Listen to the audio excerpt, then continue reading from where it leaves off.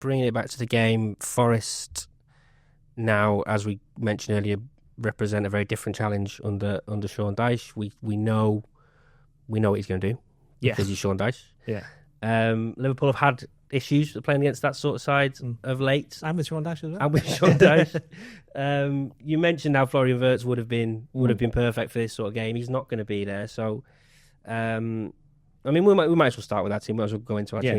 Doing it this way. So Alisson's back, so he's going. Yeah, Alisson's in goal. I mean, again, not harsh on Mamardashvili because he knows he's the number 2, but I think what we've seen, as I said before, is that he's somebody's number 1 in the making for Liverpool. Yeah, I agree. I think Mamardashvili, I wouldn't actually be against maybe giving him the PSV game just to ease Alisson back in to maybe one game a week to start with, especially with Sunderland is the midweek, isn't it? The one after, so more sort of big Premier League points, isn't there? So you maybe want to keep him that. But yeah, I'd have Alisson for this one. Back 4 then, obviously big. Well, questions you'd say on both full-back sides. Yeah, Canati and Van Dijk have to play. Yeah. Left back, I think, let's be brutally honest here, it's probably going to have to be Kerkez. I know he's had his setback of both him and Szoboszlai missed out on the World Cup because Republic of Ireland scored in the injury time. Troy Parrott, wasn't he? Was he Tottenham? He was, wasn't he? He was Troy Parrott. Tottenham, yeah. So, I thought you did a Troy Parrott repeating joke then, but no, I'm not doing. No, okay. I'm not going to do that. I'm not going to do that. We're not going to do that. I'm not going to do that. So yeah, I play Kerkez at left back, and then at right back, I would, because he needs the minutes and they're going to need him for games ahead, I'd play Joe Gomez. So I'm with you with the centre backs. Obviously, I agree. I think Kerkez. I think it's Andy Robertson's obviously had the week he's had. He missed Thursday's training. Was it with family funeral? I think. Yeah. So, I'd like. Look, I know there's been a lot said about Kerkez probably into these microphones, but he's not going anywhere, is he? He needs to, he. That's the problem. Yeah. I think he needs to start improving. He needs to start improving, but he's not going to get there without games. And I think this run of fixtures that are coming up, I almost think is a perfect chance to integrate him, put him in, take him out. And the pressure's slightly off, I Robertson. think, for some of the new ones, because no one expects Liverpool to win the league now. Now that the expectations have shifted, and I think that might help them. Right back, I understand the Gomez point. I just think it's going to be a game where they're going to be on the ball. It's Sean Dyche, if we haven't mentioned. There's going to be a lot of Liverpool possession. I wouldn't be averse to the Curtis Jones move. The only thing I'd say on that is that I think that Forest have some tricky wingers. They do. Hudson-Odoi scored that goal there last season. They have others. Well, Langer's left, hasn't he? Yeah, Langer's gone. They've got a few other ones that I can't quite remember at the moment either. So no, does producer Ian know any? Do you know any Forest players? Chris Wood, thank you. He's injured, and also he's a striker, not a winger. Other than that, thank you for your contribution. You weren't listening, were you? No. He wasn't listening, was he? I get your concern, but I think Liverpool are at home, they're going to be on the ball. And I think if you play Jones there, it opens up the opportunity for maybe a bit of swapping with Szoboszlai, covering for each other. So I'm going to go with Curtis Jones at right back. Okay. Midfield. I mean, the rest of this team is going to be really easy. Guessing it probably is, yeah. It's going to be Gravenberg, McAllister and Szoboszlai, purely because another reason not to play Curtis Jones in this case is that they're going to need something else from the bench. True. And he'd be somebody that can go into midfield that can make a difference in any of those three roles. Are you on midfield the same? It is the same, yeah. Just to touch on Szoboszlai, you got a little mention, didn't he, in the press conference? Got very emotional after that Hungary game, didn't he? But any concerns there, he'll be fine when he comes back into the side. It can work either way, can't it? You can either he'll be in a massive grump and then he's like, I'm fed up with this, especially after everything that's happened already this season. One other thing for him to have to cope with. Or he just turns around and says, well, you know what? Let's just crack on. Won the league last year. I quite like that, and I don't like getting beat. I'd rather keep winning. So he wants to win some stuff. So he'll.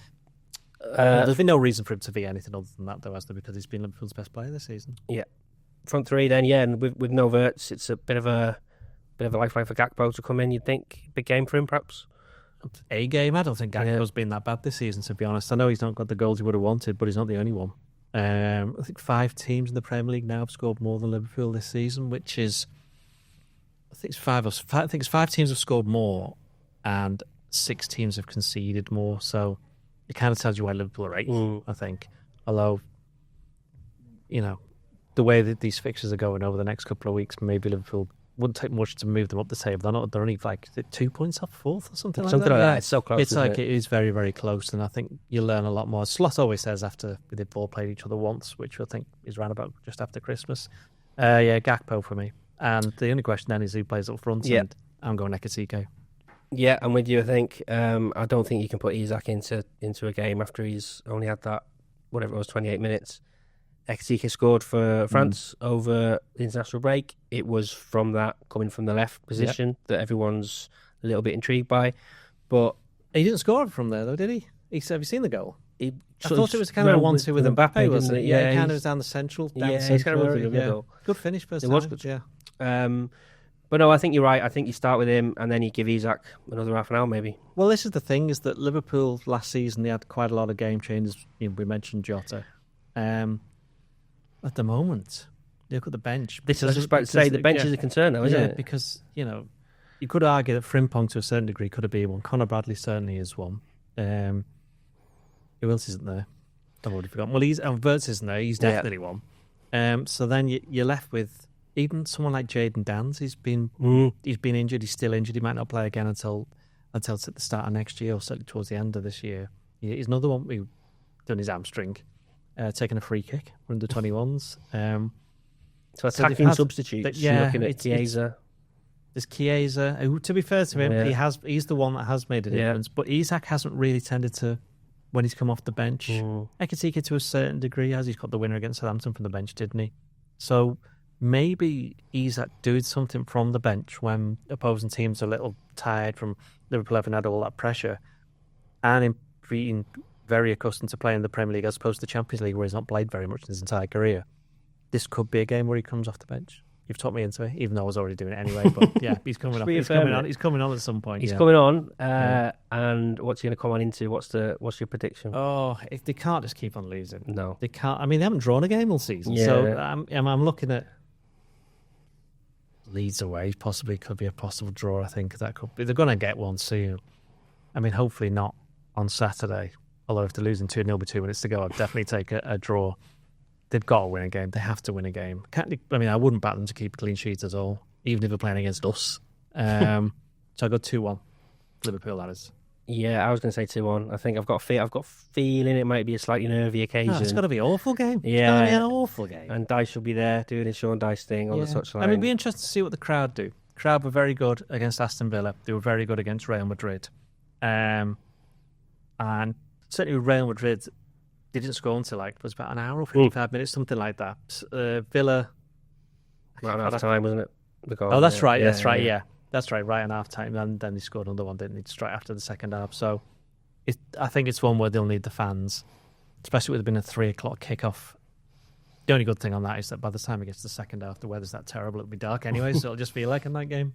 There you go. On that wonderful note, the weather's going to be terrible. Liverpool going to play Nottingham Forest at the weekend. Hopefully get a win. And you can follow all the reactions to that with us at Liverpool Echo. See you soon. This is the Blood Red podcast from the Liverpool Echo, giving you the inside track on all the big talking points from Anfield.